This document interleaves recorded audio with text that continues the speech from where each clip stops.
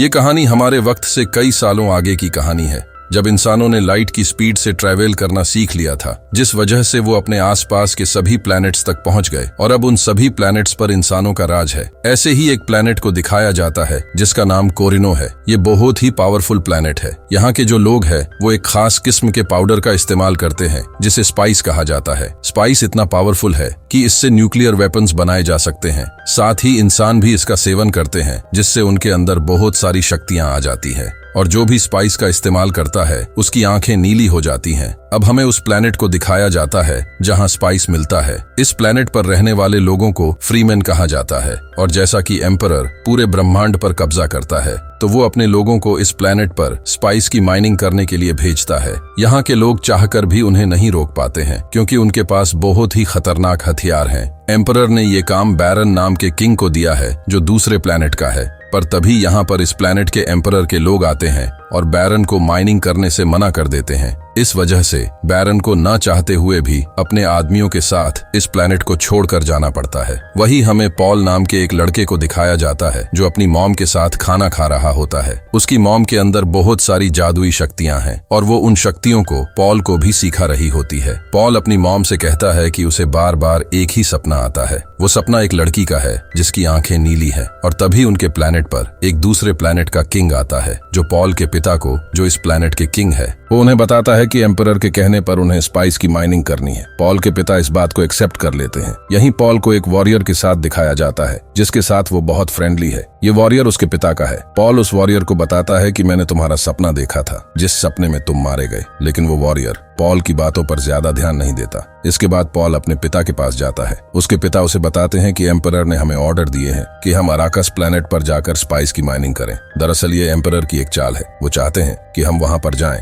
और इस वजह से हमारी उस प्लैनेट के लोगों से लड़ाई हो जाए जो पहले से ही वहां पर माइनिंग कर रहे थे, और अगर ऐसा होगा तो पूरा का पूरा कब्जा स्पाइस पर एम्परर का होगा। दरअसल जिस प्लैनेट पर स्पाइस है वहां पर कुछ ऐसे भी योद्धा हैं जिन्हें फ्रीमैन कहा जाता है और वो स्पाइस की रक्षा करते हैं, यानी कि जो भी वहां पर स्पाइस की माइनिंग करने के लिए जाता है वो उनसे लड़ते हैं। पॉल अपने पिता से कहता है कि मैं उस प्लैनेट पर जाकर फ्रीमैन से दोस्ती करना चाहता हूं ताकि जरूरत आने पर वो हमारी मदद कर सके। पॉल की इस बात पर पॉल के पिता कुछ नहीं कहते। दरअसल पॉल ने पहले से ही उस योद्धा को उस प्लैनेट पर भेज दिया होता है जिसकी मौत उसने अपने सपने में देखी थी, जो उसका दोस्त भी है। और अब पॉल की माम से हेलेना नाम की एक लेडी मिलने के लिए आती है। जब वो लेडी पॉल को देखती है तो उसे लगता है कि पॉल ही वो मसीहा है जिसके बारे में भविष्यवाणी की गई थी। वो पॉल को उसका हाथ एक बॉक्स के अंदर डालने के लिए कहती है। इसके बाद उसे यकीन हो जाता है कि पॉल ही वो मसीहा है। हेलेना यहाँ से चली जाती है। पॉल की माम पॉल को बताती है कि ब्रह्मांड में एक भविष्यवाणी हुई थी कि एक मसीहा आएगा जो सभी प्लैनेट्स में शांति लेकर आएगा, लेकिन अगर ऐसा हुआ तो तुम्हें बहुत सारी मुसीबतों का सामना करना पड़ेगा। इसके बाद पॉल अपनी माम और अपनी पूरी आर्मी के साथ उस प्लैनेट पर पहुंच जाता है जहां पर स्पाइस है, क्योंकि एम्परर के हुक्म के बाद अभिनी के प्लैनेट के लोगों को यहाँ पर माइनिंग करनी है। इस प्लैनेट के जो नॉर्मल लोग होते हैं जिन्हें फ्रीमैन कहा जाता है, जो नहीं चाहते कि इनके प्लैनेट से स्पाइस निकाली जाए, वो यहाँ सब खड़े पॉल को देख रहे होते हैं क्योंकि उन्हें लगता है कि पॉल ही उनका मसीहा है जो उनके लिए उनके प्लैनेट पर आ चुका है। पॉल की माम उसे बताती है कि जेसिका ने सब कुछ इन्हें बताया होगा। अब जब पॉल इस जगह आकर एक खास कमरे में जाता है तो वहां पर उसे कोई मारने की कोशिश करता है, लेकिन पॉल बच जाता है। दरअसल ये मारने वाला उसी प्लैनेट के लोगों का आदमी है जिस प्लैनेट के लोग पहले यहाँ पर माइनिंग किया करते थे, लेकिन एम्परर ने उन्हें माइनिंग करने से मना कर दिया और ये काम अब पॉल के प्लैनेट को दे दिया। इसलिए वो लोग पॉल के लोगों को अपना दुश्मन समझते हैं और यही वजह होती है कि उन्होंने पॉल को मारने की कोशिश की है। अब पॉल के पिता इस प्लैनेट पर रहने वाले फ्रीमैन्स, जो कि यहाँ के योद्धा हैं, उनके लीडर को अपने पास बुलाते हैं और कहते हैं कि तुम्हें अब कोई प्रॉब्लम नहीं होगी। जिस तरह से तुम्हें पहले हुआ करती थी,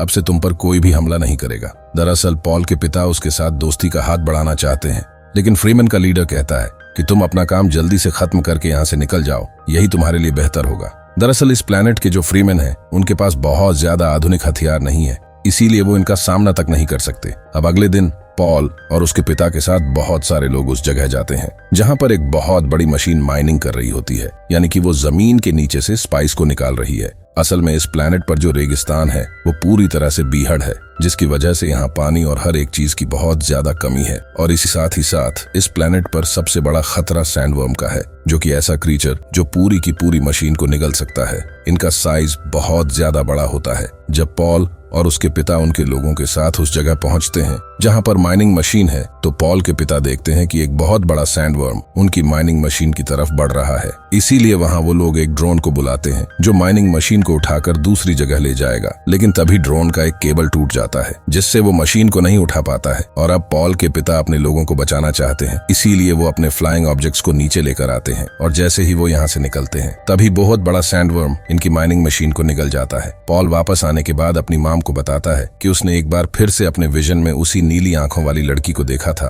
साथ ही उसने फ्रीमैन के पवित्र चाकू को भी देखा जो फ्रीमैन के लिए बहुत ज्यादा महत्वपूर्ण है। साथ ही उसने अपने विजन में अपनी एक छोटी बहन को भी देखा होता है जो अभी तक इस दुनिया में पैदा भी नहीं हुई है। अब यहाँ पर एक डॉक्टर आता है और पॉल को और उसके पिता को नींद आने की दवा देता है क्योंकि दोनों के दोनों घायल हो चुके थे। पॉल के पिता जब रात को सो रहे होते हैं तो उन्हें हलचल की आवाज आती है जिससे पॉल के पिता की आंख खुल जाती है। वो देखते हैं कि वो लेडी जो उनके लिए काम करती है उसे किसी ने मार दिया है। इससे पहले कि वो कुछ समझ पाते एक नाइडल आकर उनकी बॉडी में लग जाती है जिससे वो बेहोश होना शुरू हो जाते हैं और तभी उनका डॉक्टर उनके पास आ जाता है। दरअसल ये सब डॉक्टर ने बैरन के कहने पर किया था। बैरन उस प्लेनेट का लीडर यानी कि किंग है जो प्लेनेट यहाँ पर पहले माइनिंग किया करता था। डॉक्टर पॉल के पिता को बताता है कि बैरन के कब्जे में मेरी पत्नी है इसीलिए मुझे ऐसा करना पड़ा। वो पॉल के पिता को एक नकली दांत लगाता है और कहता है जब बैरन तुम्हारे सामने आए तो इसे दबा देना, इससे एक जहरीली गैस निकलेगी जिससे उसकी मौत हो जाएगी। वहीं हमें इस प्लेनेट के बाहर दिखाया जाता है जहां पर बैरन की आर्मी ने हमला कर दिया होता है। वो पॉल के पिता की पूरी आर्मी को अपने कब्जे में ले लेते हैं यानी कि उन्हें हरा देते हैं। यहाँ पर पॉल और उसकी माम को भी पकड़कर एक फ्लाइंग ऑब्जेक्ट में बिठा दिया जाता है। लेकिन पॉल और उसकी माम के अंदर जादुई शक्तियां हैं। वो अपने माइंड कंट्रोल से उन सभी को आपस में ही लड़वा देते हैं जो इन्हें यहाँ से ले जा रहे होते हैं और इस तरह से दोनों यहाँ से बचकर निकल जाते हैं। अब ये देखते हैं कि बैरन की आर्मी ने इनकी पूरी आर्मी पर कब्जा कर लिया है इसलिए ये वापस नहीं जा सकते। वहीं बैरन को दिखाया जाता है जिसके पास वो डॉक्टर आता है।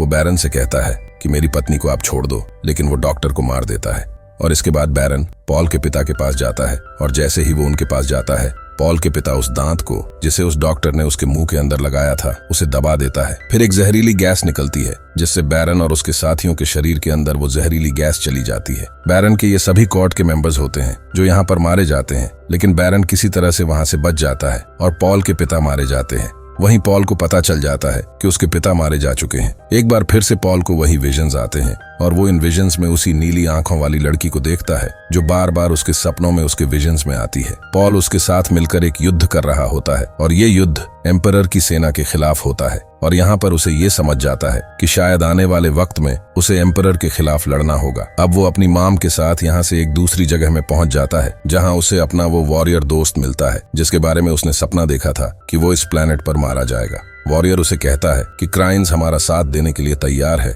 और अब ये सब के सब क्राइंस के अड्डे पर आ जाते हैं। क्राइंस भी एक फ्रेमेन है।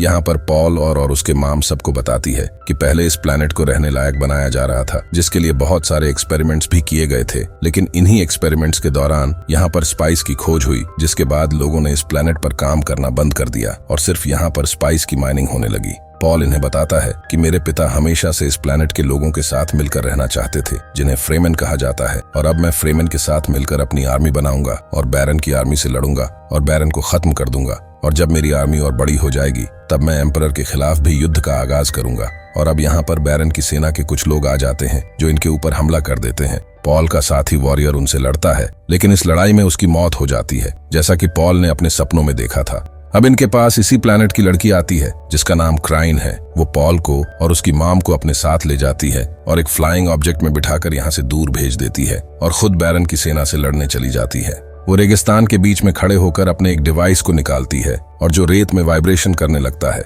जिससे रेत में रहने वाला सैंडवर्म जो कि एक दानव है वो इस तरफ आ जाता है और बैरन के सभी सिपाहियों को मार देता है। वहीं पॉल और उसकी माम को दिखाया जाता है जिनका फ्लाइंग ऑब्जेक्ट तूफान में फंस जाता है और क्रैश हो जाता है। बैरन के लोग बैरन को बताते हैं कि पॉल और उसकी माम तूफान में फंसकर मारे गए। इस बात से बैरन बहुत खुश होता है और वो अपने लोगों को आदेश देता है कि यहाँ पर जितने भी फ्रीमेन्स हैं उन सबको मार दिया जाए। वहीं पॉल और उसकी माम को दिखाया जाता है जो रेगिस्तान से आगे बढ़ते हुए एक कबीले तक पहुंच जाते हैं और ये कबीला उसी नीली आंखों वाली लड़की का होता है जो पॉल को बार बार उसके सपनों में उसके विजन्स में दिखती है। लेकिन पॉल उस लड़की को नहीं बताता कि मैं तुम्हें पहले भी अपने सपनों में देख चुका हूँ।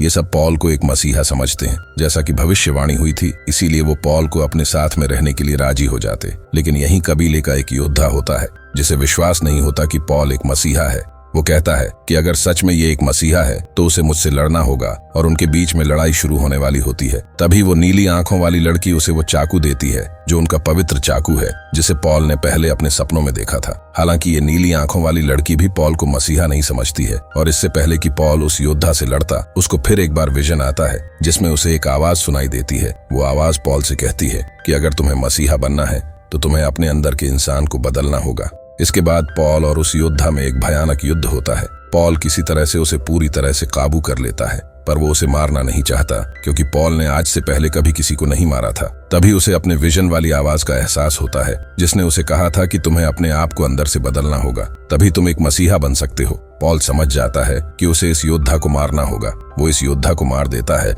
और इसके बाद यहाँ पर जितने भी फ्रीमैन होते हैं उन सबको बताता है कि मैं तुम सबके साथ मिलकर सबसे पहले बैरन और उसकी सेना को खत्म करना चाहता हूँ और इसके बाद एम्परर को भी खत्म करना चाहता हूँ। अब ये सब के सब यहाँ से अपने उस योद्धा को दफना कर आगे की तरफ निकल पड़ते हैं जहाँ पर इनके और भी साथी हैं। और तभी पॉल देखता है कि वहाँ पर एक फ्रीमैन रेगिस्तान के सैंडवर्म के ऊपर सवारी कर रहा है। पॉल को कुछ भी समझ में नहीं आता और तभी उसके पास वो नीली आंखों वाली लड़की आती है और कहती है कि ये तो सिर्फ शुरुआत है। इसी के साथ ये ड्यून फिल्म के पहले पार्ट की कहानी यहीं पर खत्म हो जाती है। उम्मीद करता हूं कि आपको ये कहानी पसंद आई होगी और ऐसी ही और भी मजेदार वीडियोस के लिए हमारे चैनल को सब्सक्राइब करें।